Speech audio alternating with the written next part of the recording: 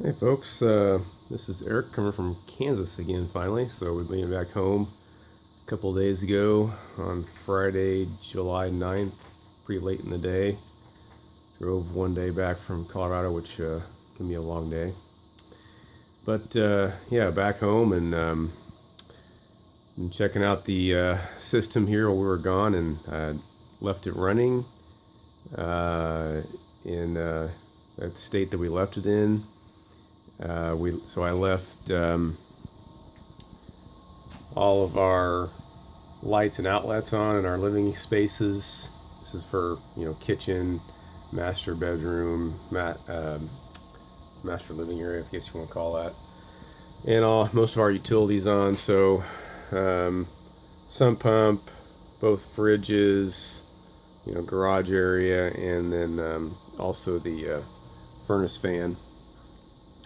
So the air conditioning compressor unit outside was still on grid power, but the furnace fan was on the circuit. So, but I did have both hot water heaters turned off, so those weren't in use. But still used about 10 kilowatt hours a day. 9 to 10, somewhere in there.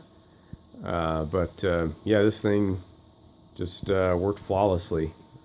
Came back and it was, this inverter charger had done its job in converting from using grid power to charge batteries, and then switching off of that and using batteries when solar was available.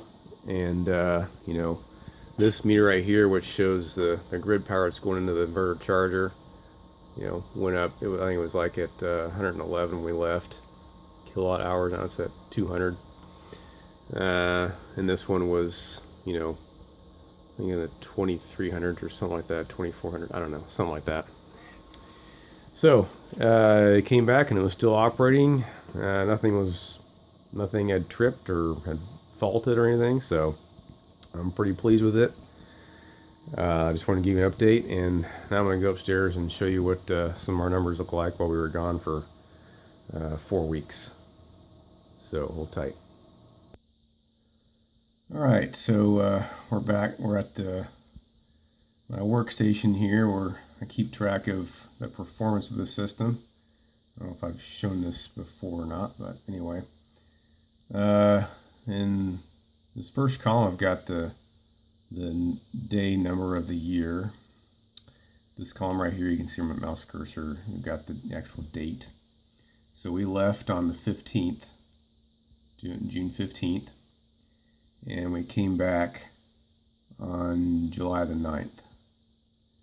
So all through, and this next column here, the column labels are up higher. I'm scrolled down. The first column in blue letters here is the solar production in watt hours. So if you want kilowatt hours, you gotta move the decimal point 3 spaces to the left.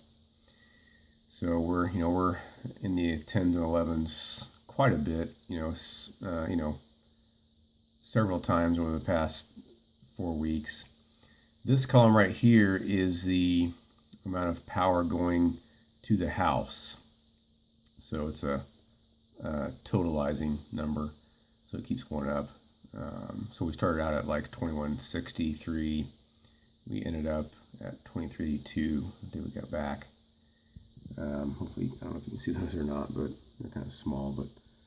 And these numbers, this column right here in black is the kilowatt hours that were put into the house from the system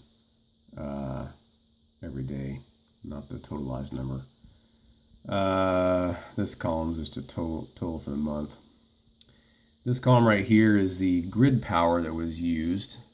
So if the inverter charger chose to, start charging the batteries and let the solar do most of the work there, and pull grid power to run appliances and stuff, this is how much power it used. So they have a monthly total for that, and this is the efficiency of the system.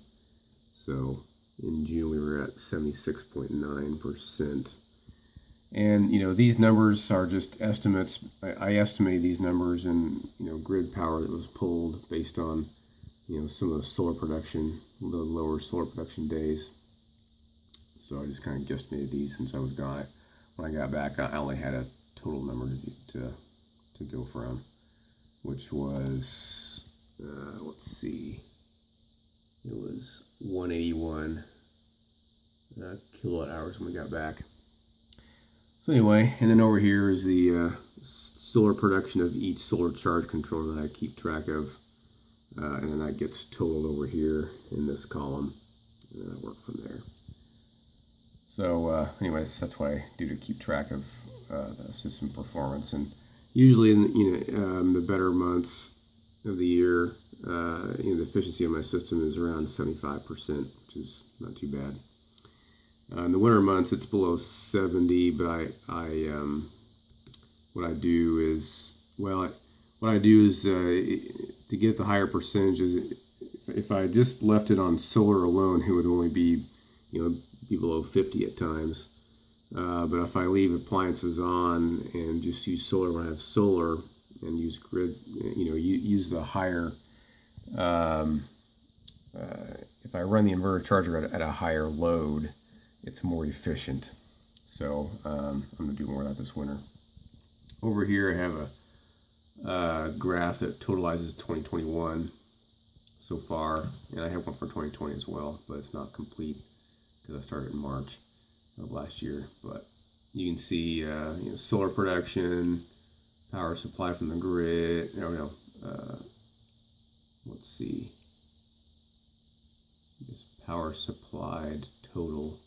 Yeah, I guess that's the number that's this number. Power supplied from the grid, and then power supplied, net power supplied. So that's grid power minus power supplied. If that makes sense. And then I've got this is efficiency of the system here, and then money saved, and I'm basing that off of 14 cents a kilowatt hour here in the Kansas City area. I haven't checked that in a while. I'll have to update that. And then daily averages here. So obviously June, July are doing pretty good. But anyway, and then I also have a graph that I keep where I keep track of solar production, so you can see what it's been doing.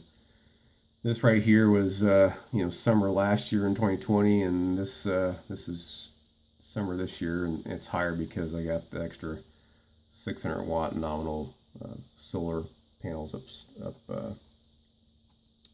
on the roof this year. So anyway, that's what happened in the 4 weeks we were gone. This is what the system did, just doing its own thing and with no interaction.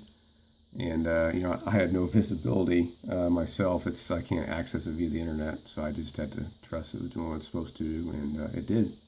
So hope you enjoyed that. That's all I've got for now. And grace and peace be with you. We'll continue to give you updates and other things I'm doing to the system. Bye for now.